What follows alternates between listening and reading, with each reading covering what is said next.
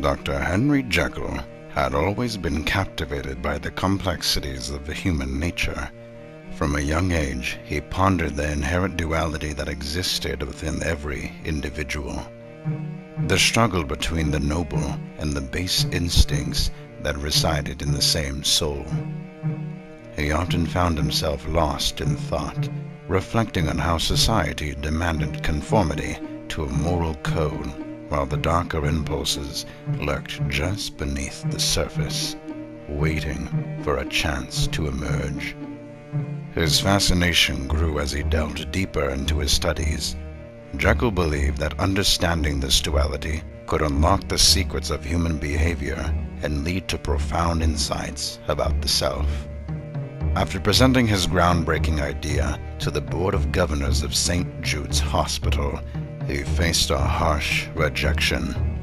"This is ridiculous and inhumane," they said, shaking their heads in disbelief. Jekyll felt a mix of disappointment and determination as he left the meeting. Later, Jekyll's friend, John Utterson, took him home. "I truly believe this formula could help us understand the complexities of human nature," Jekyll said, his eyes shining with excitement.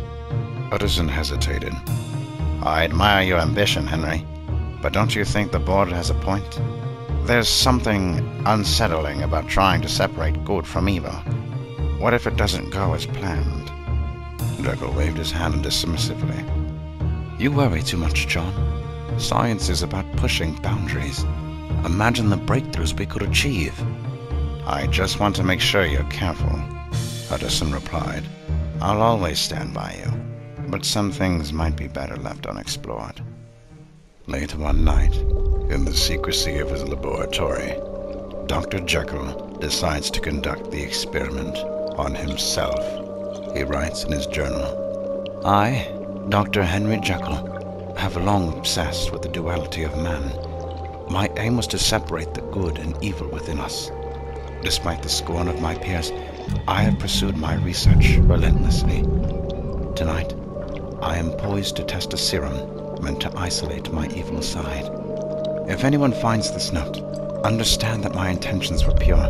Though the outcome may be dire, the only thing to fear is the unknown." Dr. Jekyll takes a deep breath. He injects the serum and waits. At first, nothing happens. Then a wave of pain surges through his body, and he collapses on the floor. His muscles twist and contort, bones crack and reshape, and his skin stretches and darkens. The transformation is agonizing, but it's too late to turn back.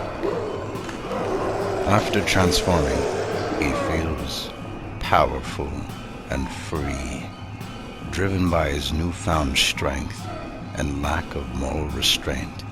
He lunges out the window, eager to embark on a bloodthirsty night. Meanwhile in London, a prostitute was being escorted home by a lustful gentleman. After he dropped her off and left, she found herself all alone. From the darkness of the alleyway, a tall and beastly man stepped into the light with a malicious smile. The woman screamed, but her cry was cut off by an attack from the behemoth, and the last thing she heard was the maniacal laughter echoing through the dark alleyway. But that wasn't the only blood that spilled through the night. Bodies were dropping like flies. 12 men, 6 women, and 4 children in a single night. The fear spread through the foggy streets of London like wildfire. London had never seen such a chilling spree, and the city was gripped in a vice of terror. From that night, the mysterious beast made sure they all remembered the name of Mr. Hyde.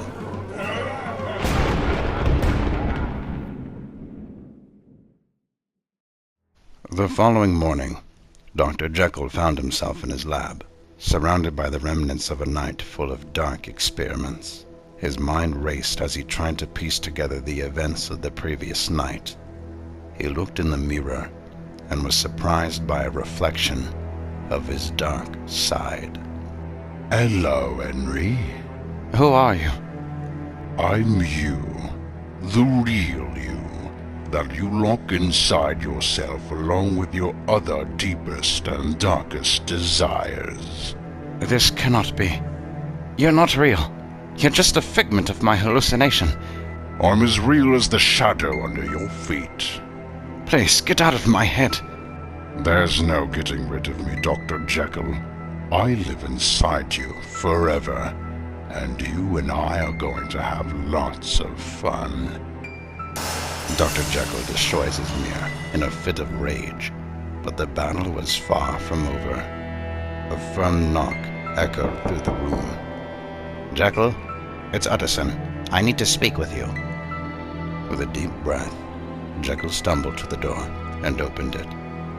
Utterson stood there, newspaper in hand. Have you seen this? There's been a string of murders in London, and I can't help but wonder if you have anything to do with it. What do you mean?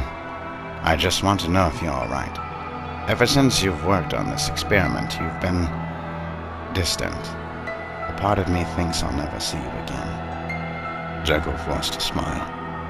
Utterson, I appreciate your concern, but I assure you, I'm fine. Just busy with my work. Utterson raised a brow. Busy? Jekyll, this is serious. You need to take a step back from your work and talk to me about what's going on. Jekyll took a step back, glancing nervously at his workbench, cluttered with a vial of notes. Utterson, I can't right now. Please, leave me be.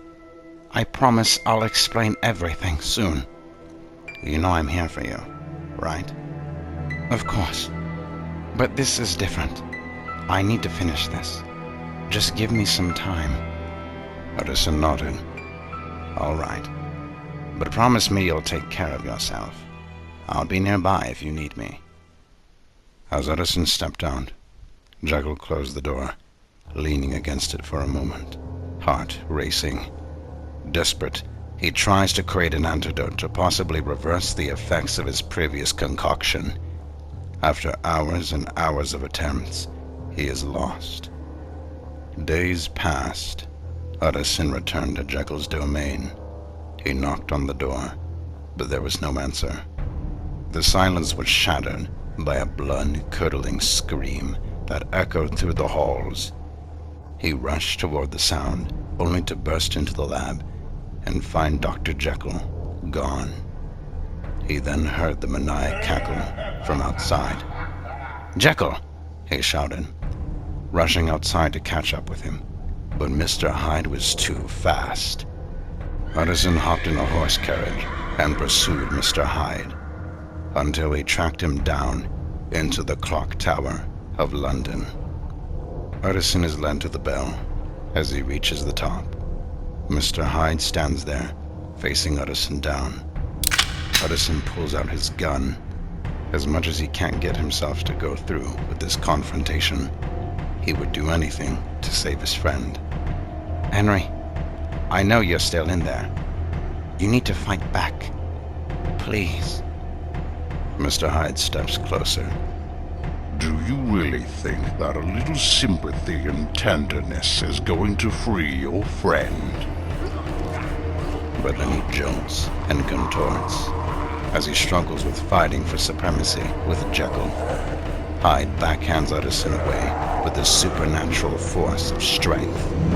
After the internal conflict between Jekyll and Hyde dwindled, Mr. Hyde begins to charge at Utterson, leaving him without a choice. He shoots at Hyde. When Utterson rose up, he saw that the bullet hit him, bleeding and stumbling.